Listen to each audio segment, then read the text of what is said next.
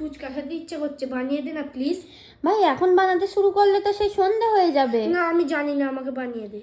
ঠিক আছে। স্কুল থেকে বাড়ি ফেরার পথে ভাই ফুচকাওয়ালা দেখেছি, কিন্তু ফুচকা খাওয়ার হয়নি। তাই বাড়িতে এসেই সঙ্গে সঙ্গে আমার কাছে এসে আবদার তার ফুচকা বানিয়ে দিতে হবে। আর আমি কি করি বলতো, ফুচকা বানাতে গেলে তো অনেক সময় লাগবে, তাই বাড়িতে থাকা এই ফুচকা পাপড় দিয়েই আজকে ফুচকা তৈরি করব। এই যে আমি সব কটা ফুচকা ভেজে নিয়েছি, চলো এবার তেঁতুল জলটা রেডি করা যাক। তেঁতুল জলের মধ্যে প্রথমেই দেব লবণ এবং লঙ্কার গুঁড়ো, তারপর দেব ধনেপাতা ও লঙ্কা বাটার ওই মিক্সটা। এবার গোটা একটা লেবু রস এর মধ্যে দিয়ে দেব, তার সাথে দেব লেবু পাতা এবং লেবু স্লাইস করা, তারপর এর মধ্যে দেব ধনেপাতা। এই যে আমাদের তেঁতুল জল একদম রেডি। এবার চলো ফুচকার আলুটা মেখে নিই।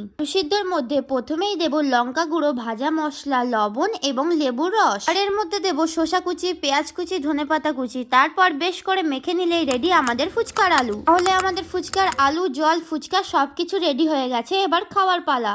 দারুণ হয়েছে দিদিভাই, এবার থেকে তুই বানিয়ে দিবি, আমি আর ফুচকাওয়ালার কাছে যাবোই না। কেমন লাগলো তোমাদের এই রেসিপিটা অবশ্যই জানিও। দেখা হচ্ছে নেক্সট ভিডিওতে। বাই।